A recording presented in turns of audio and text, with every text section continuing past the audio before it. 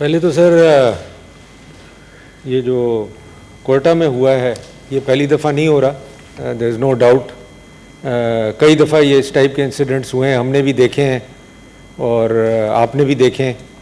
तो मैं तो ये सजेस्ट करूँगा कि हमारी यहाँ से हाउस से अगर एक 3 मेंबर या 4 मेंबर सेनेटर्स वहाँ चले जाएं और उन लोगों के साथ जो कि जिनकी डेथ हुई है और जिस तरीके से हुई है उनके साथ सॉलिडारिटी दें। और गवर्नमेंट तो ऑलरेडी को कहा है, तो मेरा ख्याल अगर सेनेट से चले जाएंगे तो हमारा एक जो हाउस ऑफ फेडरेशन है उसका एक बड़ा अच्छा मैसेज भी जाएगा और एक लोगों को पता चलेगा कि senate is alive to these situations. बिल्कुल ठीक। अब सर दूसरा मैं आऊँगा जो एजेंडा है, जो नैब का एजेंडा है, जो पहली दफ़ा सेनेट की हिस्ट्री में और मेरी हिस्ट्री में रिक्विजिशन के एजेंडा पे आया है। सर इसकी आपको भी पता है और मैं इस हाउस से शुरू करूंगा, इस हाउस के लोगों से शुरू करूंगा जो नैब ने जिन लोगों को परेशान किया हुआ है। क्योंकि आपको याद होगा 1.5 साल पहले मैंने एक लेटर लिखा था चेयरमैन नैब को, जिसकी कॉपी आपको भी मैंने भेजी थी, कि सेनेटर्स को बुलाने से पहले, उनके ख़िलाफ़ इंक्वायरी या केसेस रजिस्टर करने से पहले या उनको अरेस्ट करने से पहले हमें हमारे ऑफिसेज़ को रुजू किया जाए, जिसका नैब चेयरमैन ने जवाब भी दिया और ये कहा कि जी बिल्कुल सही है, एज़ पर रूल्स हम इसको फॉलो करेंगे और हम आपको बताएंगे। और मेरे ख्याल उसके बाद उन्होंने आपको बताना भी शुरू कर दी। तो ये एक अच्छी सिस्टम शुरू किया और सेनेटर्स भी हमारे काफ़ी कॉन्फिडेंस फील करने लगे कि जी हमें सुना जाएगा और हमारी कोई सुनवाई है सेनेट में। उसके बावजूद मैं आपको बताऊं बड़ी इंटरेस्टिंग चीज़ें हुई। रुबीना खालिद पता नहीं यहाँ है कि नहीं, 2 साल से ये बैठी हुई है जी, दर बदर हो रही हैं नैब कोर्ट में। क्यों भला? इनके जो हस्बैंड थे जिनका इंतकाल हो गया एक्सीडेंट में, उनके इश्यूज इन्होंने संभाले और इनको बुलाया इसलिए जा रहा है कि जो कॉन्ट्रैक्ट्स इनके हस्बैंड ने साइन किए अपने टाइम पे, उसकी इंक्वायरी हो रही है और इनको बुलाया जा रहा है नैब में उसका जवाब देने के लिए। आपको भी पता है, मुझे भी पता है। और आज 2 साल से ये नैब के कोर्टों में जाके खड़ी होती हैं और ना इनके केस चलते हैं, ना उनका कोई रेजोल्यूशन होता है और ये कहानी चल रही है। इसके बाद मैं आगे चलता हूँ। हाजिल बजिंजो साहब हमारे एल्डर थे, उन्होंने आपको याद होगा एक तकरीर की थी इस हाउस में कि उनकी बेटियों को, उनके बेटों को, उनके इन लॉज को नोटिसेस गए हैं उनके इश्यूज के ऊपर। वो आज हयात नहीं है मगर मुझे ये उनकी स्पीच आज तक याद है। फिर आप आए, मेरे कोलीग मोहसिन अजीज यहाँ नहीं है, हम रशिया में थे, 25th anniversary of Russian senate के ऊपर हम विजिट पे थे, 4-5 मेंबर डेलीगेशन। वहाँ जनाब हम स्पीच कर रहे हैं और पाकिस्तान को रिप्रेजेंट कर रहे हैं, तो मोहसिन अजीज साहब की फ़ोन पे मैसेज आता है कि जी आपके खिलाफ तो नैब ने इंक्वायरी शुरू कर दी है मालम जब्बा केस में। वो वक्त था और जब तक हम रशिया में थे, मोहसिन अजीज साहब was not in his senses and Mohsin Aziz could not do that trip and he became, I should say, mentally and physically incapable of doing anything. फिर मैं आता हूं शहरी रहमान की तरफ। इनके जो एक्स हस्बैंड है उनके साथ क्या हुआ शायद ये किसी को नहीं पता है। उनसे जबरन 164 का बयान लिखवाया गया, क्योंकि मैं उनको पर्सनली जानता हूं, मेरे भी दोस्त हैं, शरीफ, निहायत ही शरीफ आदमी, और आज से नहीं 25 साल से उनको जानता हूं। जबरन 164 का बयान नैब ने लिखवाया और हर आदमी इस हाउस में, देखे चेयरमैन साहब, हर आदमी को इज्जत प्यारी है, 12 साल मुझे हो गए हुकूमत में और ऑपोजिशन में। आपने, बाबर अवान ने, आजम स्वाति ने, सब लोग यहाँ कितने लोग हैं जो गवर्नमेंट में रहे, ऑपोजिशन में रहे, मेरे साथ काम किया है। कोई उठ के यहाँ खड़ा कर दे कि जी सलीम मांडवीवाला साहब करप्ट हैं, सलीम मांडवीवाला साहब ने कोई करप्शन की है। एक इदारा खड़ा होके टीवी में दे देता है बगैर किसी चीज के कि जी सलीम मांडवीवाला के खिलाफ करप्शन के चार्जेस। किस बात के चार्जेस हैं? प्राइवेट ट्रांजैक्शन को नैब से आपको निकालना पड़ेगा अगर आपने इस मुल्क को चलाना है। मैं यहां कोई मेरा सियासत का एंगल नहीं है। यहां 2 दिन डिबेट होती रही, ट्रेजरी कहती है जी इनके लोग चोर हैं, ये कहते हैं जी इनके लोग चोर हैं। That is politics. मैं यहां पॉलिटिक्स पे बात करने नहीं आया, मैं सिर्फ इसलिए आया हूं कि खुदारा आप ये जुल्म बंद करें। और मेरे पास अभी तक 100 एप्लीकेशंस आ चुकी हैं चेयरमैन साहब, इन राइटिंग लोग जो जेलों में लुढ़ रहे हैं, जो नैब की कस्टडी में रखे हुए हैं, और जिन लोगों के साथ ज्यादतियां हुई हैं प्ली बार्गेन के अंदर। और ये मैं रिकॉर्ड का हिस्सा बनाऊंगा आज हाउस में, जो कि हम टेकअप करेंगे कमिटीज में हर हालत में, चाहे कोई भी हमें वे इख्तियार करना पड़े। आप मुझे किसी और को नहीं, मुझे आपके लिए बोला और मैंने आपको यह बताया कि जी हम आपके चेयरमैन को भी देख लेंगे। आप मुझे यह बताएं किस इदारे में यह जुर्रत है जो कहता है कि हम चेयरमैन सेनेट को देख लेंगे। देखें, जितना आप इस चीज पे इसको कवर करेंगे, जितना आप चीज इसको दबाएंगे, ये this will haunt you one day chairman साहब, it will haunt everyone in the parliament, चाहे ये आज गवर्नमेंट में हो चाहे ये बाहर हो। और मैं अपने केस के लिए ना चेयरमैन नैब के पास गया, क्योंकि लोगों ने कहा मैंने चेयरमैन नैब से मुलाकात की, वो इसलिए की कि मैंने प्रेस कॉन्फ्रेंस में ये कहा कि मैं उससे मुलाकात करूंगा। और मैं मिला और मैंने चेयरमैन नैब को कहा कि आपने नोटिस लिया है, मेरा केस मंगाया है, आप प्लीज मेरा केस अदालत में ले जाएं, क्योंकि मैं अदालत में जवाब दूंगा। अगर मैं गलत हूं तो अदालत बताएगी कि जी मैंने कहा, मुझे जो भी सजा देगी मुझे मंजूर है, मगर अगर मैं सही हूं फिर वही सजा आपके लिए होनी चाहिए कि आप गलत केस बनाते हैं, फॉल्स केस बनाते हैं, आप लोगों को केस करने से पहले जलील करते हैं मीडिया में। नैब का नोटिस आता है, सबसे पहले मीडिया को दिया जाता है कि जी इसको चलाएं, जरा इसकी इज्जत उछालें, वो हम बाद में देखेंगे। चेयरमैन साहब, ये नहीं चल सकता काम। ये अगर मैं नहीं रोक सका तो इस हाउस को रोकना पड़ेगा, आप लोगों को रोकना पड़ेगा, नहीं तो ये सब एस्पेक्ट ऑफ सोसाइटी को खत्म कर देगा। आज मैं कहीं भी जाता हूं, किसी चेंबर में जाता हूं, वहां मुझे सिवाय दास्तानों सुनने के और कुछ नहीं मिलता। और मैं इस्लामाबाद चेंबर में ये अनाउंस करके आया हूं, हर chamber should become a complaint centre against NAB. जितने भी बिजनेसमैनों की कंप्लेन है जमा कराएं चेंबर्स में और सेनेट को भेजें। We will take them up here and find out what is going on NAB. Chairman साहब,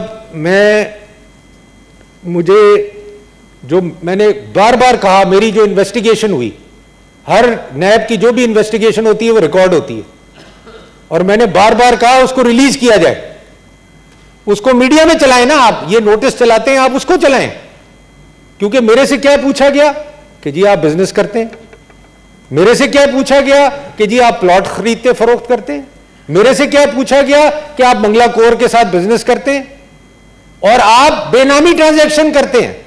चेयरमैन साहब, deputy chairman of senate has done a benami transaction with Mangla Kor. The whole country is laughing. The whole country is laughing. इदारे आपके state bank, FBR, SECP हंसते हैं कि जी ये क्या बकवास है, ये हो सकता है, is it possible?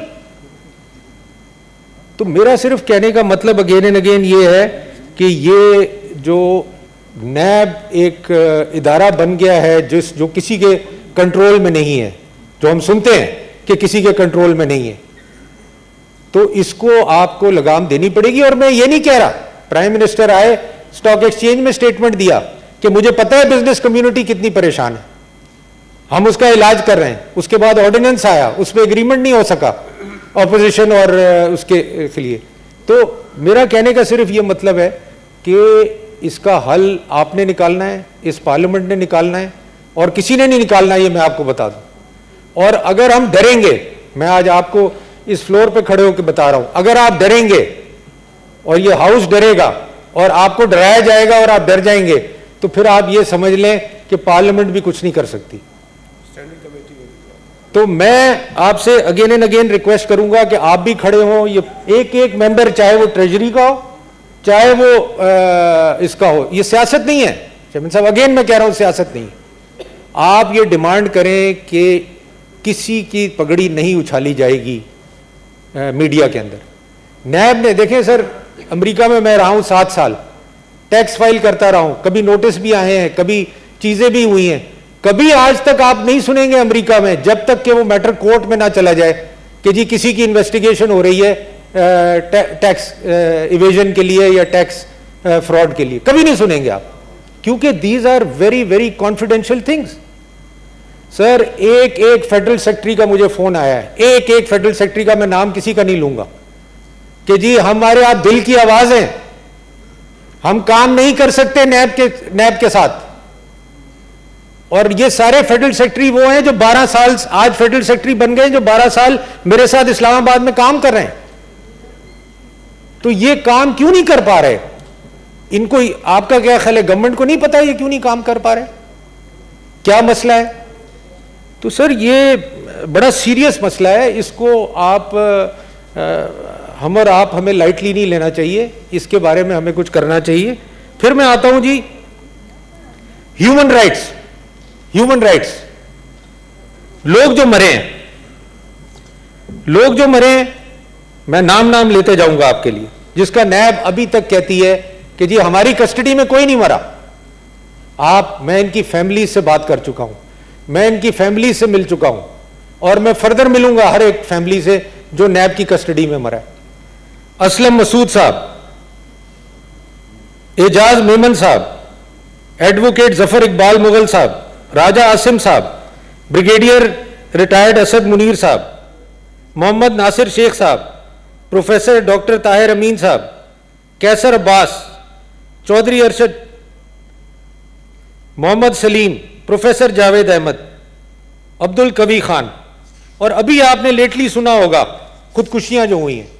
Sir, Khurram Humayun जो कंट्रोलर जनरल ऑफ अकाउंट्स ने खुदकुशी की है, sir, he has worked with me for 10 years।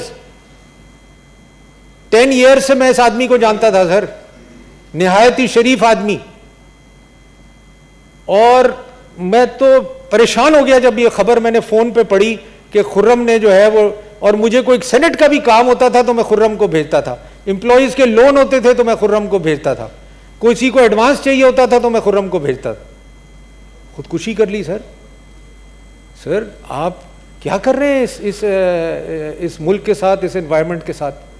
और आप एक इस इदारे को इतनी इजाजत दे रहे हैं कि लोग वो इस मौके पे लोगों को पहुंचा दें कि वो खुदकुशी कर लें।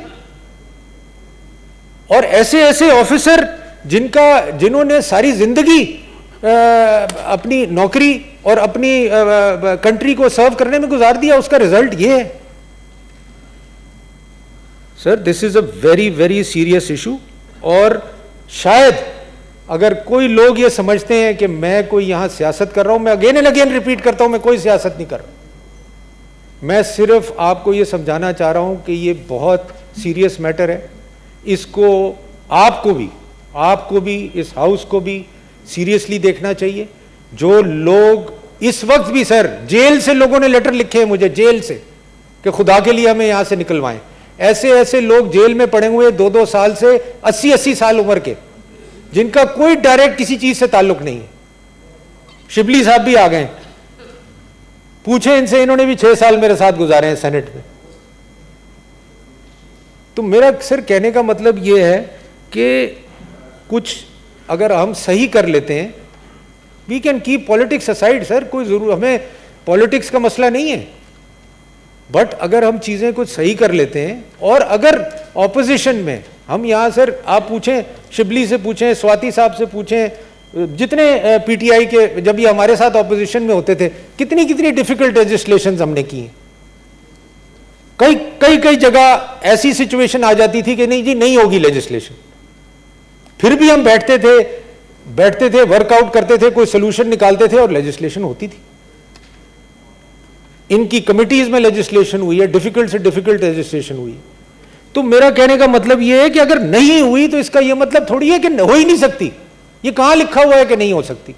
अगर ऑपोजिशन की कोई डिमांड गलत थी कोई बात नहीं, अगर गवर्नमेंट की कोई डिमांड गलत थी तो कोई बात नहीं, आप फिर बैठे, 10 दफा बैठे, मैं कहता हूं, मगर don't involve politics in it. जब आप उसको हर चीज सियासत की नजर कर देंगे तो हल कैसे निकलेगा? और हल तो आपने मुल्क के लिए निकालना है ना, कोई एक इंडिविजुअल मेरे लिए या किसी के लिए तो नहीं निकालना।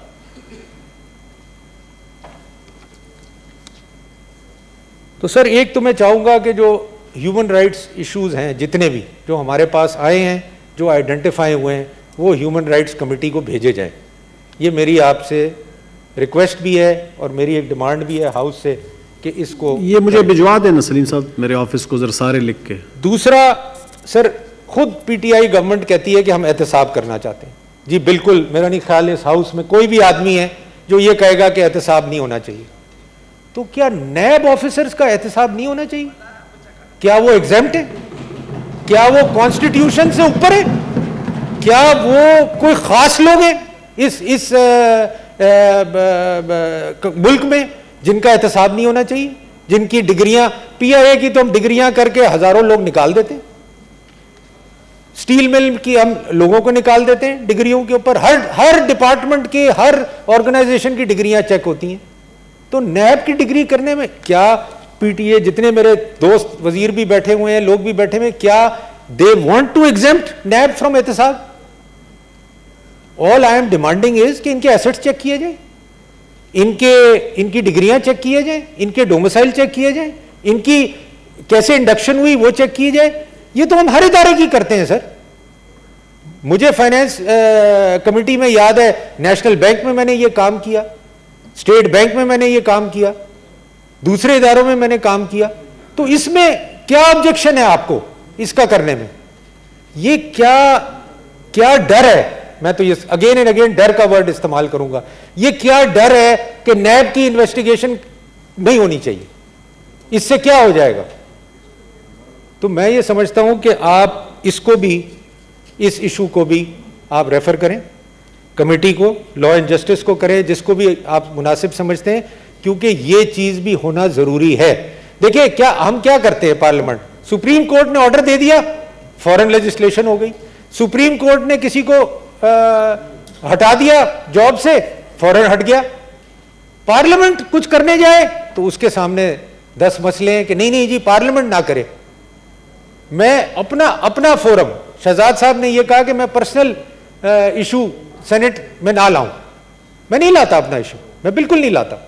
मगर मुझे तो ये राइट है कि मैं जो इशू समझता हूं जो गलत है, जो इस मुल्क में चीज गलत हो रही है, वो मैं इस फ्लोर पे लाऊं। ये मेरा राइट है इस फ्लोर पे लाने के लिए। तो मैं ये समझता हूं कि आप अगर इस प्रोसेस को चलने देंगे, इसमें किसी का नुकसान नहीं है चेयरमैन साहब, किसी का नुकसान नहीं है, सिर्फ फायदा है। पाकिस्तान की आवाम का फायदा है, पाकिस्तान की बिजनेस कम्युनिटी का फायदा है, पाकिस्तान के हर वो आदमी का फायदा है जिसकी इज्जत उछाली जा रही है और जिसके साथ ज्यादती हो रही है, वो नहीं होगी।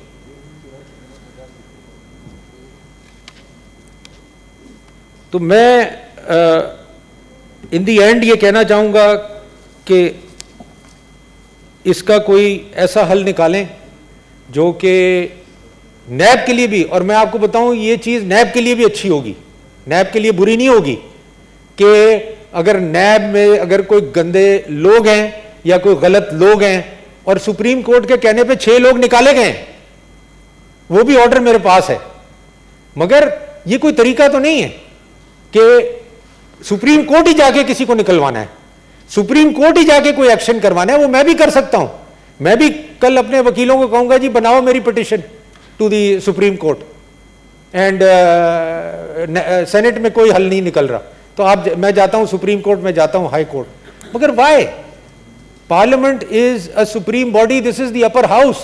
Why can't we resolve these issues here? And we have the capacity. ऐसा नहीं है, यहाँ वकील भी हमारे पास मौजूद हैं, हमारे पास बिजनेसमैन भी मौजूद हैं, टेक्नोक्रेट्स भी मौजूद हैं, हम कमिटीज में मेजर लेजिस्लेशन करते हैं, तो हम ऐसे ही तो नहीं करते। तो मेरी अगेन आपसे इन दी एंड ये रिक्वेस्ट होगी कि आप इन चीज़ों को सेनेट में एड्रेस करवाएं, जो कमिटीज़ हैं उनमें रेफ़र करें, जो रिक्वायर्ड कमिटीज़ हैं, और इस इशू को हल करवाएं। Thank you ji.